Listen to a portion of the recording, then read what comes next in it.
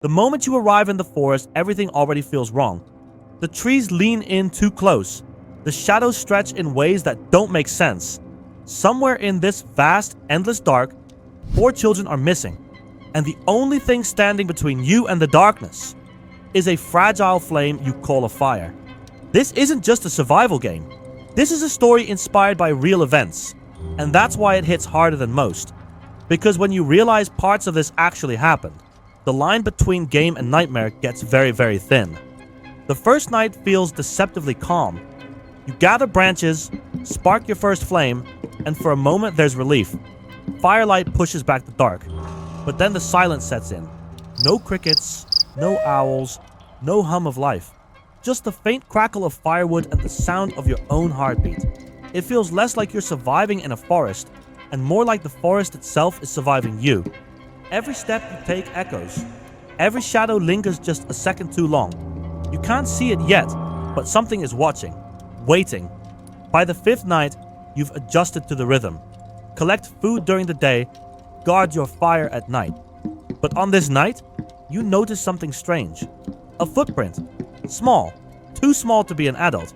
Barefoot. It doesn't belong to you. It doesn't belong to anyone you've seen. For the first time, you realize the children aren't just a story in the background. They're out here, somewhere, and suddenly the forest feels heavier. As if it knows you've discovered its secret. The 7th night is when you first feel it. You're sitting by the fire, staring into the flames, when the woods go silent. The kind of silence that presses down on your chest and makes your ears ring. You can feel eyes on you, but when you look, nothing is there. Just trees swaying gently in the wind. You convince yourself it's nothing, but deep down, you know you've been noticed. That's the first real presence of the deer. Not seen, not heard, just felt. On the 12th night, the forest introduces something worse. At first, it looks like a shadow. Then you realize it's a person, masked, standing at the tree line. They don't rush you. They don't shout. They just stand there, watching. And then, as quietly as they appeared, they melt back into the dark. That's when you understand. You're not just dealing with a monster. You're dealing with people who worship it. The cultists. And from now on, no night is truly safe. The 23rd night changes everything. While searching for food, you find a toy. Small, broken, and half buried in the mud. It's a child's toy. Unmistakable. And for the first time, you feel hope. If this is here, maybe the children are still alive. But with that hope comes fear. Because if they were here, why aren't they now?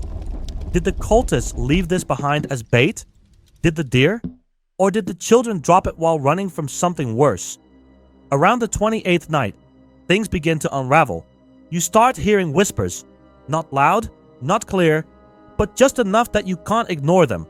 They come from the trees, from the shadows, sometimes even from behind you when no one is there.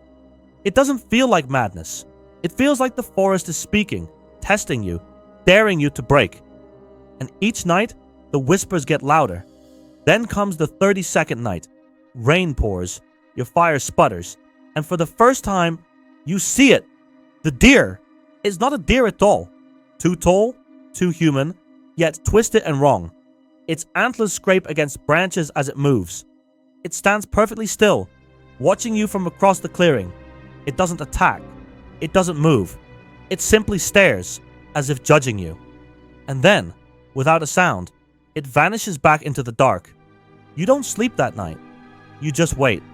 By night 41, survival has become routine, but it no longer feels like enough. Food is scarce. Every trip into the forest is a gamble, and the cultists grow bolder. They don't just watch now. They step closer. Sometimes they lunge at you, trying to smother your fire. You fight back, but every encounter leaves you shaken, because you realize they're not afraid of dying. They serve something they believe is greater. And you're just in the way. Night 50 is where most people would give up. You're tired, hungry, stretched thin. The forest feels endless. And then the deer comes again. Not from the shadows this time, but straight into the open. Rain pouring down, lightning flashing behind it. It doesn't attack. It waits, standing only meters away. Motionless, like a statue with breath.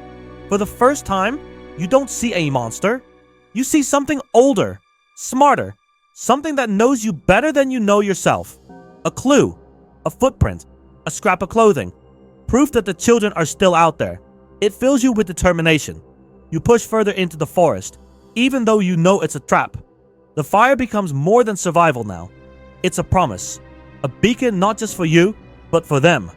And every time the deer lingers at the edge of the light, you stare back, daring it to come closer. Because you know why you're here.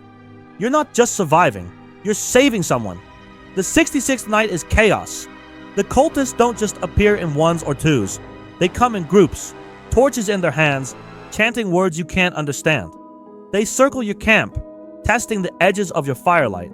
And behind them, always behind them, you see the deer, not leading them, not controlling them, just watching, as if you're part of some ritual, and the outcome doesn't matter, only the spectacle. By night 74, the forest itself turns hostile. Every step echoes back twice. Every shadow feels alive. You swing at shapes that aren't there. Lash out at whispers that vanish the moment you acknowledge them. You're no longer sure what's real. Maybe the deer isn't hunting you. Maybe the forest is. Maybe you've already lost. And this is just the game showing you what it feels like to break. Night 8-5. You're near the end. You've pieced together almost everything. You know the children are close. You find more signs. Crumbled drawings. A piece of food wrapper. Tiny handprints on a tree. Every discovery pushes you forward, even though every night is harder than the last. And the deer? It's closer now. Always closer. Sometimes you swear you hear it breathing.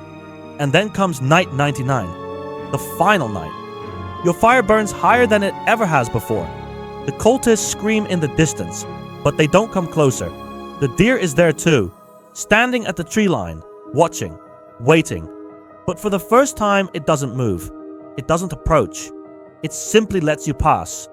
And that's when you find them, the children, weak, cold, terrified, but alive. You lead them back to the fire, and as the sun finally rises, the deer fades into the forest. For once, the nightmare ends, not in death, but in hope. 99 Nights in the Forest isn't just a survival game. It's a reflection of fear, of resilience, of the human instinct to keep going even when the world wants to break you. And because it's inspired by a true survival story, 4 children who endured the impossible, it feels more real than most games ever could. That's why this story matters. That's why it sticks with you. Because in the end, it's not just about fighting monsters. It's about holding on to hope. And sometimes, hope is all you need.